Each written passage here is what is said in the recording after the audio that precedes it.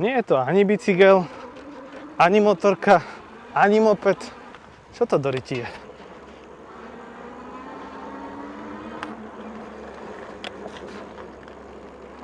Neviem, ale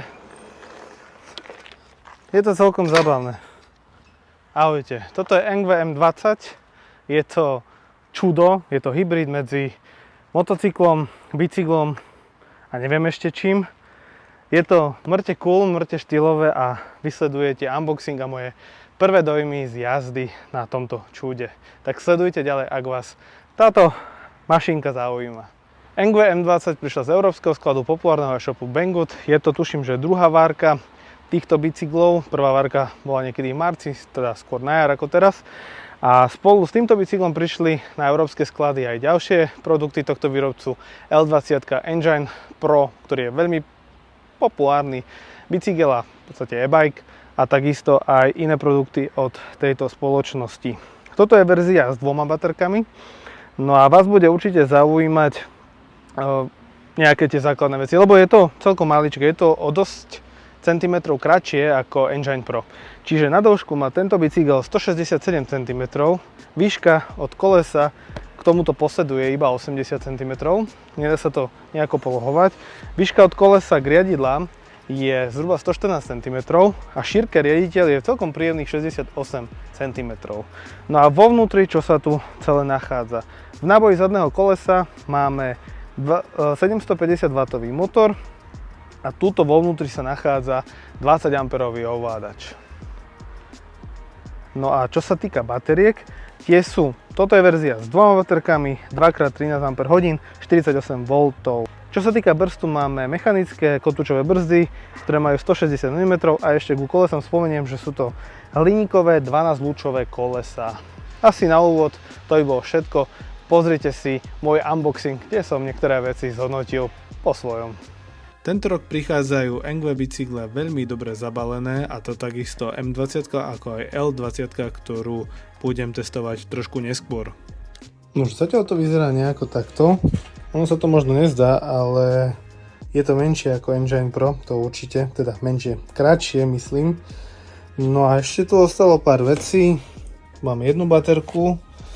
Keď si vyťahnem,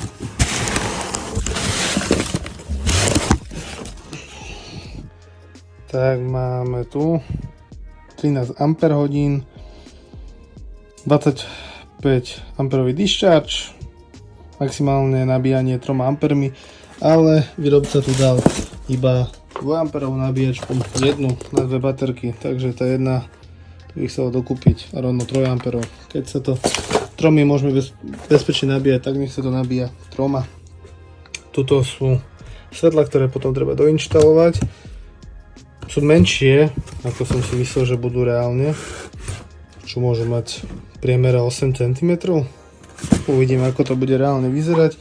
No a páči sa mi, že už je to predinštalovaná koľajnička 1 a 2. Táto bola pôvodná a táto je vtedy, keď vlastne si objednáte s 2 baterkami, pretože videl som niektoré videá, kde to chlapci nemali nainštalované, dokonca museli si dokúpiť tieto skrutky, ktoré sú tu, pretože ich nedostali.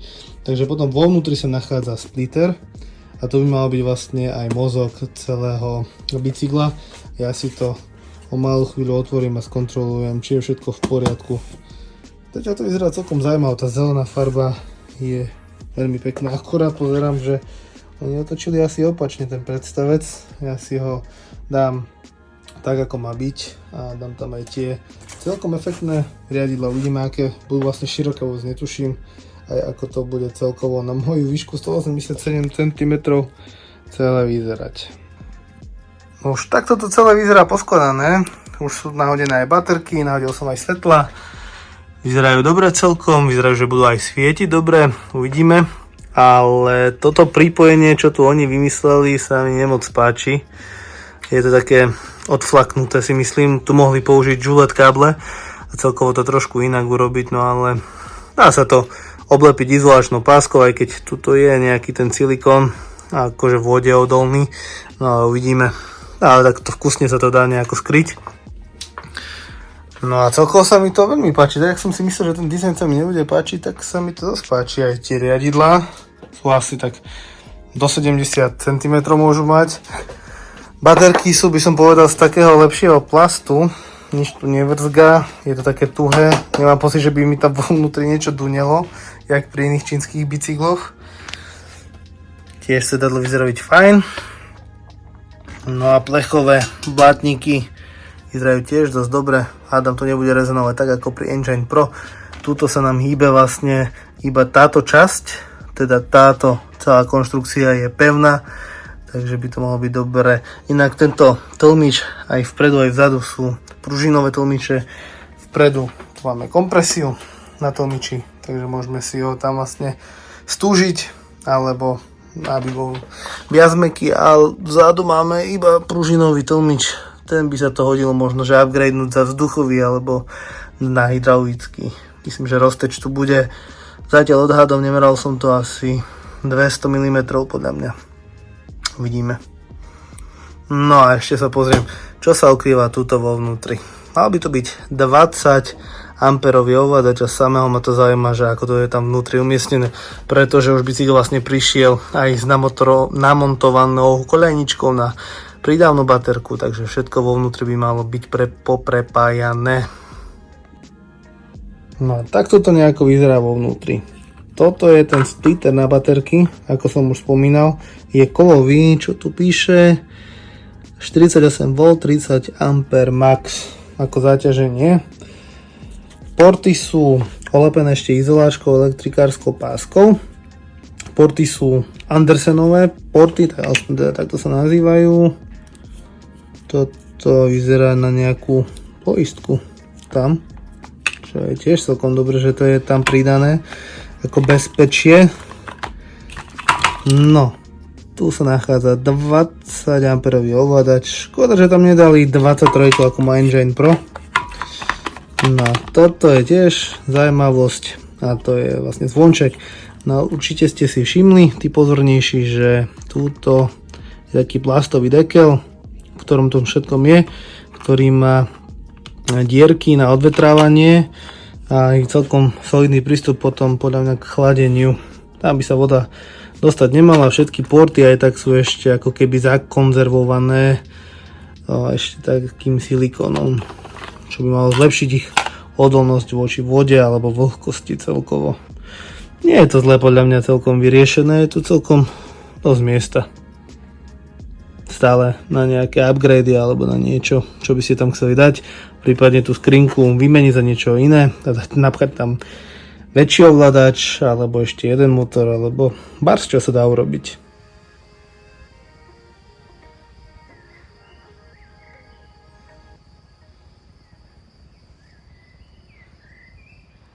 Nič tak nepovie o tom, ako sa jazdí na tejto príšere, na tomto čude, viac ako moja prvá jazda. Tak si to pozrite spolu so mnou. Vítajte na prvej jazde s M20 od Engve. Ja som veľmi zvedavý, čo to bude zač. Ešte som takýto bicykel netestoval a toto je prvá jazda. Dobre, mám to na dvojke a skúsim to rozbehnúť iba s pedalovaním. No, ten pásenzor sa rozbieha pomaly a už musím pridávať. Dobre.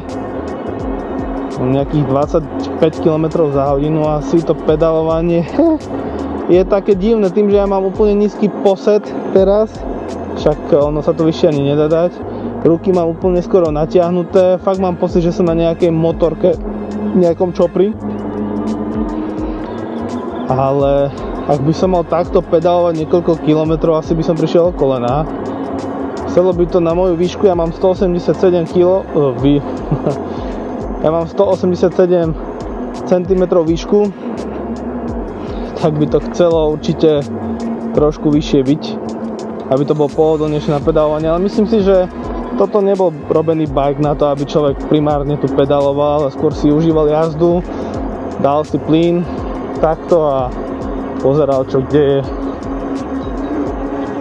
Veľmi ma zaujíma, ako budú na tom tlmiče, pretože vpredu aj vzadu sú pružinové tlmiče. Ja som si najskôr myslel podľa videí, že to bude vzduchová vidlica, ale je to v podstate pružinová vidlica, kde sa dá nastaviť viac menej tá tuhosť toho, dá sa to úplne zavrieť tak, že nebude to tlmiť vôbec, alebo to bude tlmiť dosť.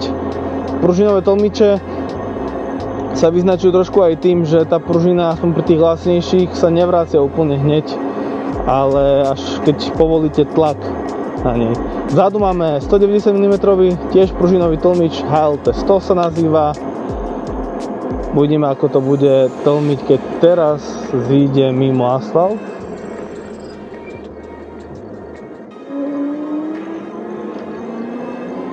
Hop. A hodím sa tu.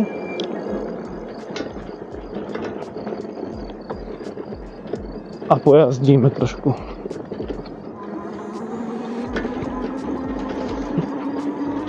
Ja som fakt veľmi zvedavý, že čo to bude.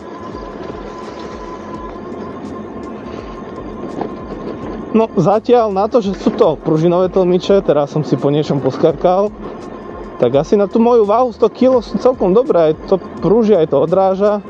Nemám vôbec nejaký pocit, že by ma nejako veľmi triaslo, trošku nejaké vibrácie cítim, ale tak je to najlacnejšia, aspoň podľa mňa najlacnejšia dvojkorunková vidlica pre takýto štýl bicyklov. Idem si nejakých 25 a úplne bez problémov. Vyzerá to tak, že tie pružinové tlmiče ako keby boli robené na moju váhu. S 80 kg jasom podľa mňa by to až tak neprúžilo. Aj keď samozrejme nie je to vzduch. Fajn je to, že človek si tam ale môže dokúpiť akýkoľvek vysoký alebo dlhý zadný tlmič. Čo som tým chcel povedať? Dozadu viete dať až 240, možno že aj dlhší tlmič, môže tam byť aj vzduchový, môžu tam byť pružinové tlmiče, podľa toho, čo človek chce od toho bajku, kde ho chce používať, či ho chcete zamykať, chcete ho mať otvorený a tak ďalej, to je jedno. Ale ak zväčšíte ten tlmič, alebo dáte tam dlhší teda tlmič, tak tým pádom zmeníte geometriu toho bicykla a môže to potom jednak aj opticky vyzerať trošku smiešnejšie, ale ak sa mi to tam zozadu dvihne, tak sa mi aj zlepší trošku možno, že posed a nebude mať tak blízko tie pedále, čo je trošku nekomfortné. No a čo sa týka brzdenia, čo som si aspoň ja všimol, tak paradoxne tie mechanické brzdy nie sú až také zlé, ako som si myslel, že na to budú. Ale ja by som asi skôr na bicykel, ktorý ide aj 45 km za hodinu, radšej chcel mať hydraulické brzdy. Ale ak tie hydraulické brzdy tam nechcete kupovať a ten bicykel si kúpite alebo zvažujete jeho kúpu, zlepšenie brzd viete urobiť aj tak, že tam dáte iné brzdové platničky a zväčšíte brzdové kotúče. Takže tie brzdové účinky sa môžu zlepšiť. Po tráve sa zelená, alebo po tráve sa smeje. Ja budem rozhodne zelený.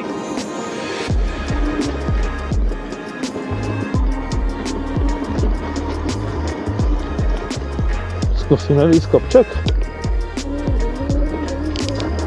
Ty kokso, no tak toto som si dal za blbosť.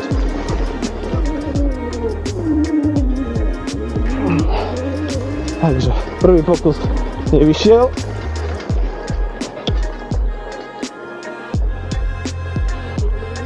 W či 750 W je asi málo. Mohol to byť silnejší ovládač.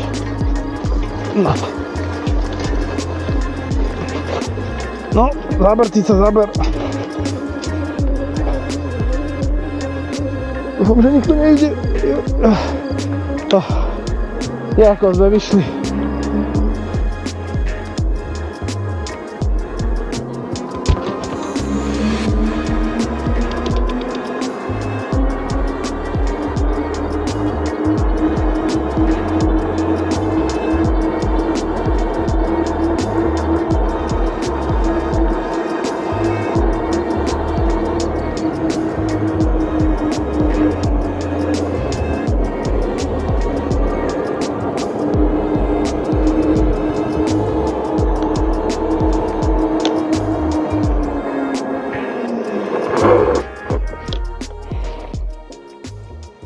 No a to bolo všetko, čo som chcel povedať k úvodnému prvému unboxingovému videu aj s prvou testovacou jazdou na e-bike MGV M20. s týmito dvoma baterkami. Uvidíte čoskoro aj recenziu na tento bicykel, kde sa pohrám s maximálkou a takisto aj s nejakým dojazdom. Som sám zvedavý, koľko to zvládnu tie dve baterky. Takže nezabudnite sledovať môj kanál, odoberať tento kanál, prípadne ak máte nejaké otázky k tomuto bicyklu alebo na iné produkty, napíšte mi určite komentár pod týmto videom. Uvidíme sa pri ďalších videách. Čaute.